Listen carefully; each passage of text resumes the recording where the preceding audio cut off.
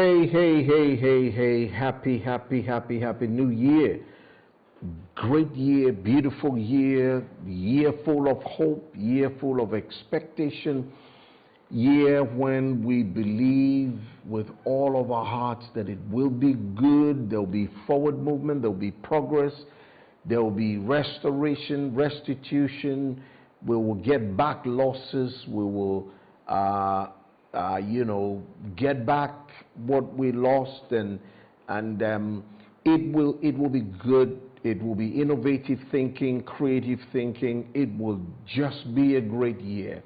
We believe that with all of our heart and with everything in us. For those of you who do subscribe to some faith, some religion, the concept of a higher power, higher God, and from whom blessings of goodness and mercies flow, and believe in the goodness and the mercies and the kindness, all of it wrapped in the gift of life and the blessing of life. We each draw strength from our various sources of belief and faith and religion and all of that. I do subscribe to the Almighty God, the King of Kings, the God of glory and of mercies and of grace and kindness, who through his Son Jesus Christ made available to me and to all who believe and to all who trust him the gift of life, the blessing of life, the gift of eternal life, and of course the blessing of hope being fulfilled and not deferred and not disappointed, and the fact that we can hope and we can pray and we can trust and believe and forge ahead in life and become successful and become good. So all of us together with this positive energy, all of us with this great faith, just great faith and the power of hope in life, and of the goodness, so much goodness that's available to us in life and in this great world that can become a better place.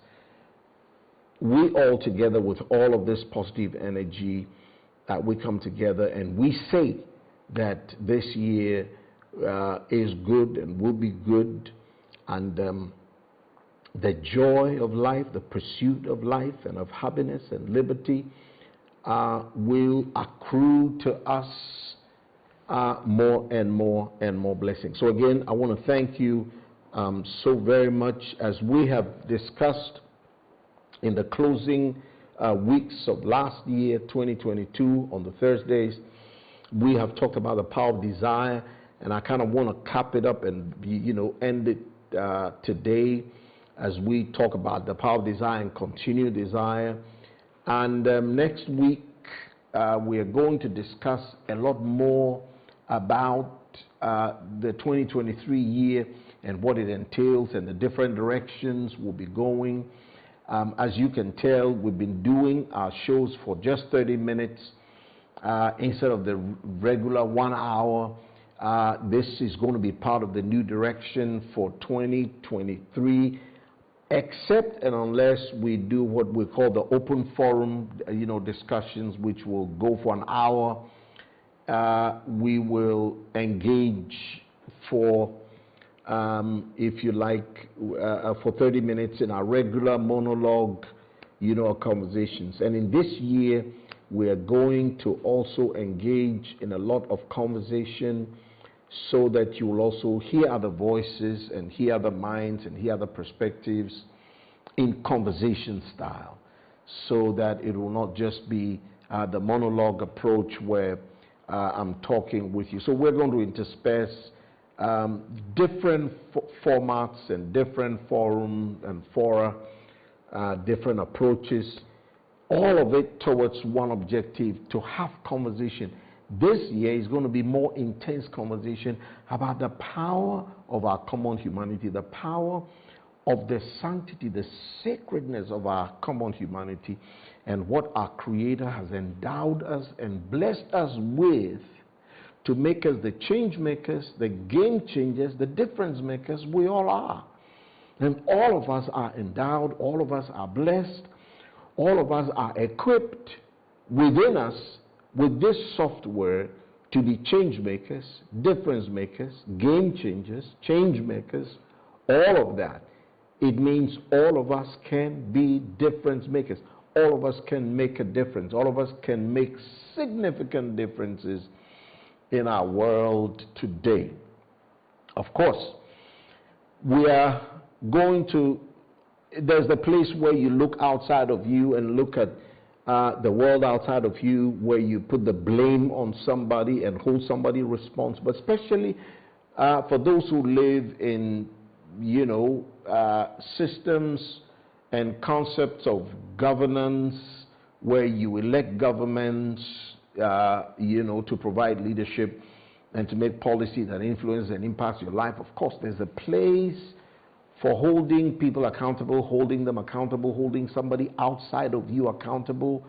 But one of the conversations we're going to have, and which begins from today on the power of desire as we wrap it up, is to bring to the fore that really and truly life and the pursuit of life and happiness and liberty and joy and health and well-being and all of that, no matter how much is entrusted by you through the process of electing somebody to go sit somewhere and make policies over you, no matter how much of this you want to place on the shoulders of someone you called elected officials who make you happy and who make you progress, our argument is that a bigger chunk of the outcomes of your joy, your fulfillment, your happiness really is in your hands. First, is in your hands.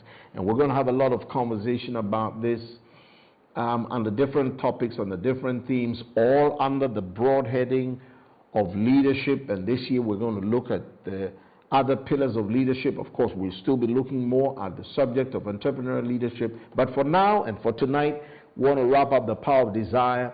And as we've been having conversation already, the power of desire has to do with wanting and yearning and being zealous and being so consumed with the want, the power of the want, just wanting to make it happen, to see it happen, and wanting to, as it were, engage the fronts or the frontiers of breakthroughs in life. And when I say breakthroughs, I'm not just referencing some little small material blessing here and there.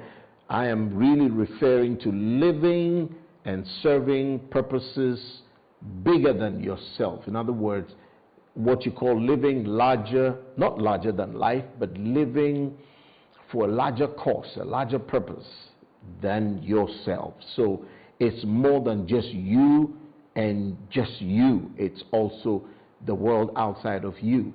That's where we want to connect the desire to see things happen and so on and so forth. We, of course, also discussed that from the etymology of the word desire, particularly from the Latin desidere, which means looking out to the stars, expectation, looking to what the stars may speak to and dictate, which speaks to visionary mindset, visionary expectations.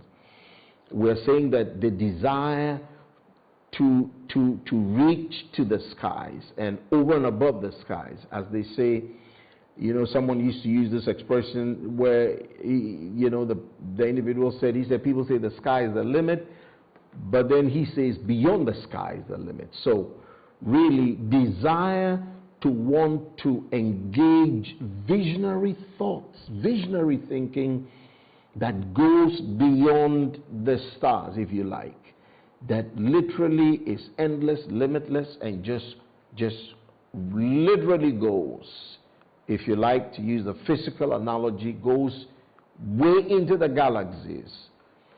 That kind of visionary, thinking is what we want desire to connect to, so that our desire is not just for small things and material things and the basic things. Yes, we do need them. They are the fundamentals. They are the beginning. They are the first step. But we cannot just reside and just freeze at those basic levels, at those fundamental levels. We have to engage beyond the fundamental levels. And so, I want to thank you again for joining in. And we're going to take it, therefore, right from where we left off in our last session, in our other slide. And I want to go right to the slide, and it reads, and the first one, the first bullet point, it says, desire motivates us in many ways, many important ways.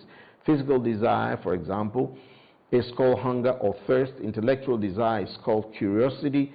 Economic desire is called consumer demand, and we put in there wealth creation. So it's creating and consuming. It cannot just be consuming. It's creating and consuming. So economic desire has to also sit on the two legs of both creating and consuming.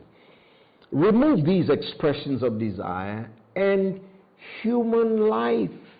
I love this. I love this. Human life, as we know it, will cease to exist. Will cease to exist. So, no expression of desire in these areas we have just mentioned, you and I can be guaranteed there's no life. There's no life. It's almost like saying, and we've said it over and over and over, and we like to say it particularly and especially because it's also the beginning of a new year, and beginning of this new year, we want to say, if there's anything that should never be rocked out of place, never be rocked out of joint, never be dislodged, but should always be in place intact, it is the power of desire, the power of hope that is connected to desire, because really desire is the fuel of hope, and hope is the fuel and the driving engine of desire. So desire something, want something, yearn for something, look out, reach out there for something. Without desire, there's no hope. Without desire, there's no goal, and that's the next bullet. It gives you fire. It is the force behind your success. And that ties into the first bullet point. And that's the point we're making. That desire for all these areas, in all these areas, is what makes all these areas run. Physical desire, which is hunger and thirst for our physical body to grow. Intellectual desire, which is curiosity, knowledge. Economic desire, which is wealth creation, alleviation of poverty, and all the other desires which is not mentioned here. All the categories of life, no matter the compartments of life you put them in, they represent the compartments that makes life go, that makes life wind itself, that makes life engage itself. And so therefore, what we are saying is that the power of desire is really the basis for life. No desire, no life. It's that simple. So that ties into the second bullet that says, without desire, there's no hope. We said that many times, and we're saying it again. Without desire, there's no hope. Without desire, there's no goal. Desire is what gives you and me the fire to move and to engage. Desire is the force behind our success. There's no success without desire. Desire. The power of desire, and that's the third bullet point. The power of desire is what makes us push our boundaries, widen our potentials, and make us reach new heights. I'll just take that again, because this is lovely. I love this. The power of desire is what makes us push our boundaries, widen our potentials, and make us reach new heights. The power of desire is what makes us push our boundaries. If we don't push our boundaries, it means generations will come and find a world, a society, a nation. For us who live in Ghana, if we don't push our boundaries, the next generations even those unborn will come and find a Ghana that is stagnated, a Ghana that is sitting in the same place. All we may be doing is just bragging of how traditional our concepts and systems are, and that this is how our forefathers did it. No expansion, no progress, no new thinking, no new life, just nothing but stagnation. And as you know, anything stagnant stinks. Anything stagnant stinks. Anything stagnant stinks. Anything stagnant loses freshness. It's the flow that maintains and retains freshness in anything. If you take water that's stagnant stinks. The Dead Sea is called the Dead Sea because it is stagnant. It's sitting in one place. The Dead Sea has no life. There's no aquatic life that will survive in the Dead Sea because it is the Dead Sea. That's why it's the Dead Sea, because it's standing, no flow. So life has to flow. And in order for life to flow, that means pushing up boundaries. The Amazon River, the famous Amazon River, is famed, this famed Amazon River.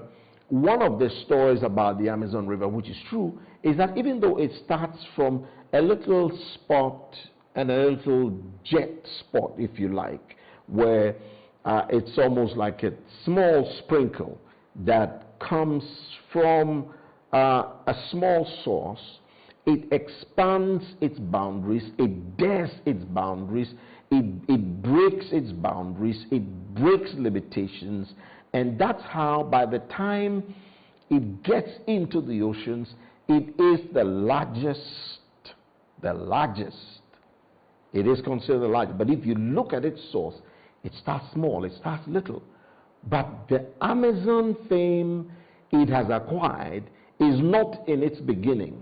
It's in its dare to push boundaries and to break boundaries. That's how it derives its fame. So it all starts with desire. So desire, it will push our boundaries. It will widen our potential. And it will make us reach our new heights. One of the things that we have, and when I say we, Ghana, here in Ghana in West Africa, have experienced in recent 2-3 years, has been a lot of economic hardship, and, well, not hardship, but a lot of turbulence, and it's not been easy. Well, you could say hardship, really. And it's been quite turbulent. Now, one of the things that has, been, as it were, attributed as the account and as the reason for it are very, very, very fundamental changes that should come to our economy. And one of it is to eat what we grow. Eat what we grow. We have to eat what we grow, because when we eat what we grow, then there's less pressure on this one currency that's tied to our economy, our inflation, our currency fluctuation, and almost everything, all of life. And it is the American dollar, So everything about the American dollar influences how we live, whether we're happy, whether we lose all the efforts, the gains of hard work, from, good policies of government and so on and so forth, whether we retain them and grow out of them and grow from there or not. It's all dependent on the dollar and what the dollar decides to do. But the thing to, as it were, change that and cause that shift is just to eat what we grow. Be more local-minded, of course, improve local products, local produce, bring them to global standards, and then consume them here and also create enough for export. So that this simple, step and this simple variable will change and alter a great deal. Now, this requires courage. This requires new heights. You can put this within the context of pushing boundaries and our potential and reaching new heights. Now, all of this we are saying is possible because of Desire. There first has to be the desire. Do we even want it? And most of the time, I cannot say authoritatively for the other nations, but over here in Ghana, we do a lot of talk, but when it comes to the desire to push and do the talk, walk the talk, we are not able to walk the talk. And that's just the reason why a lot of boundaries, a lot of potential is still unrealized, unpushed, not shifted, because there's the desire at the talk level, but not the desire at the action level. And so in this slide, and I read, as a result of our desires, we are moved to action. But remember, movement to action is not just passive want, lazy desire, just lazy want, on Sarah, whatever would be. No, that's not the kind of desire we're talking about. It's desire that consumes you and moves you from just desire to yearning, and from yearning to zeal, where you are consumed. It's energy. That's the kind of desire we're talking about. Strong desire, passionate desire, desire that is fueled with energy. Just this fierce passion to want to see it happen. That desire will move us to action. Nothing happens without desire. The world rises on desire. The problem with the natural man is he's riddled with desires but lacks wisdom to guide and direct those desires. He's therefore governed and buffeted by impulses. So desire, what it means therefore in this slide is that desire should be definite in terms of the quality of the desire. You cannot desire wrong and desire evil. You can desire to steal somebody's money. If you are in government, if you are in leadership of any sort, public office, you cannot desire to go there and just steal, and that's just the desire. You cannot do that. You cannot desire to harm somebody just for the sake of it. You cannot desire, be full of so much vendetta. All you want to do is to use the power you will to just execute vendetta. You cannot do that. All of those desires are unwholesome, they are negative, they are toxic. They destroy if they are allowed to, happen and be executed.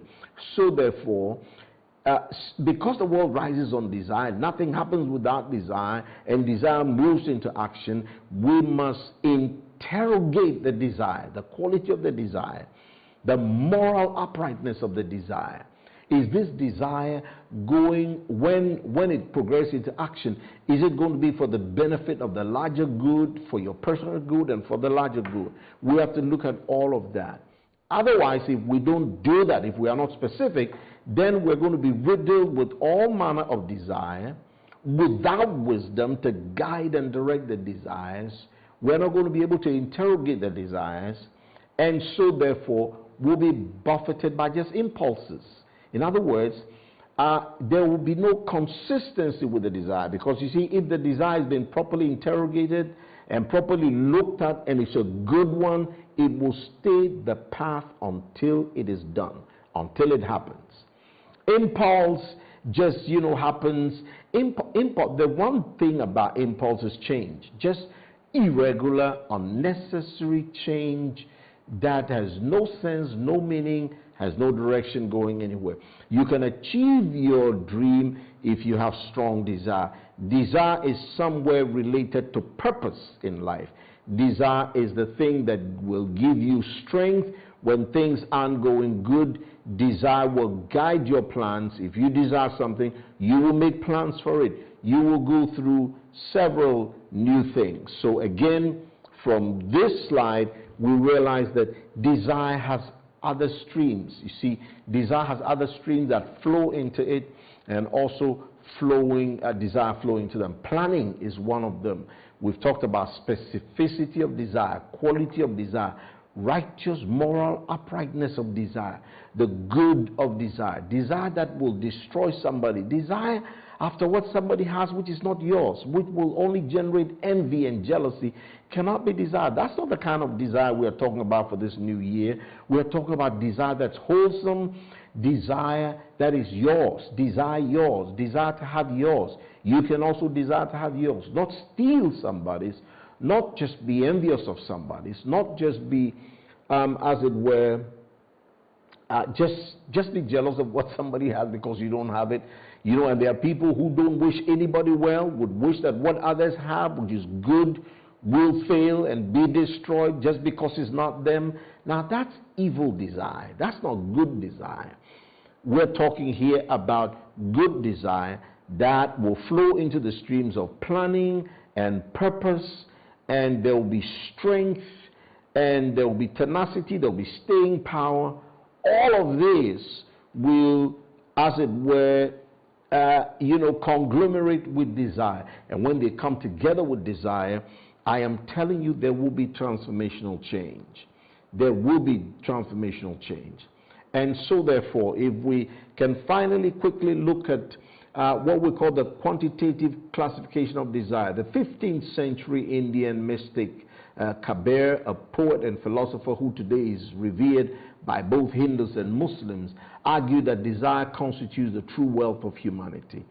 He classified desire into 4 stages, and we want to quickly look at this and wrap up with these 4. He says the majority of people, Kabir says, are born with countless desires, too many desires to pursue any one of them with conviction or dedication. People who have many desires are the poorest of people, Kabir says, and they seldom achieve any success in any field. Their lives are also the saddest, dominated by too many desires that matter too little. So you cannot be loaded with desires. I want to do this, I want to do this, I want to do this, I want to do... No, there must be... desire is specific. We've said that already in many words. Desire is wholesome, it's healthy. Desire has moral uprightness in it. Desire is focused. Desire is purposeful. Desire is specific. So you cannot be riddled with too many desires to the extent you are not specific and you are not definite. So that's one. 2 is there are other people, Kabir goes on to say, who are born with some desires, and these are usually people who lead what are considered successful lives. No matter what field or endeavor they choose, they manage to accomplish at least modest goals because they are able to focus on only some desires. So this is also important. This year, if we are going to do anything significant and be the global change makers we were born to be, then we have to be specific with desires, but we also have to be definite with desires such that it is one desire fulfilling one desire after the other, one desire after the other, one desire after. It cannot be a cluster. It cannot be a conglomeration. It cannot be a wholesale of desires and every one of them competing for attention.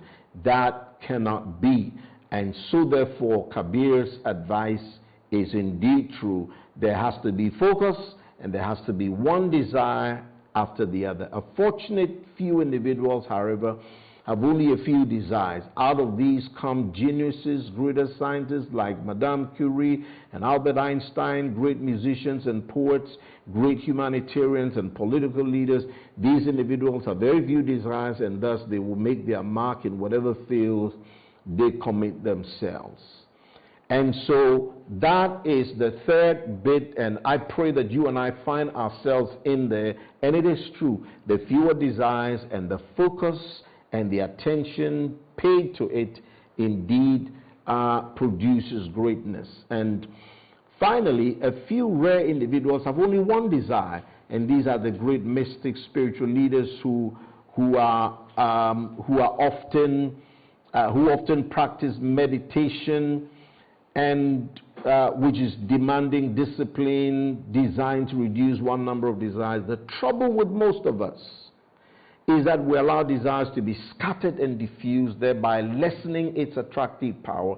It is only when we learn the secret of concentration and focusing our desires that we are able to get results above the average. So the third group and the fourth group, my prayer is that you and I will belong to. As the number of desires become fewer, the desires themselves become less superficial and more profound. Now, Our final quote with William Blake: those who restrain desire do so because theirs is weak enough to be restrained. And those who don't restrain desire, in other words, to say, but work with desire, engage desire, push desire. I want to close particularly by focusing on our third and fourth. A third, which deals with the few individuals with few desires, and the distinguished few who have only one desire. It is true, and I will tell you, it is true, that the less and the less and the less you have to focus your energies on and your concentration on, the more profound you become, the more of a global change maker you become, the more of a difference maker you become, the more of a game changer you become. And so my prayer is that we got something in this, final slide on desire. I want to thank you so much for listening and for coming in and joining in. Again, Happy New Year. The best year, the greatest year ever yet is before us. The power of desire. But make sure it's one desire to most so we can focus. I want to thank you again, and I want to encourage you to make the time to join in with us. Again, this year is going to be 30-minute slots, per session, unless we have the open forum. But it's been exciting having you again and again. Happy New Year. Thank you so much for joining, and have a good evening.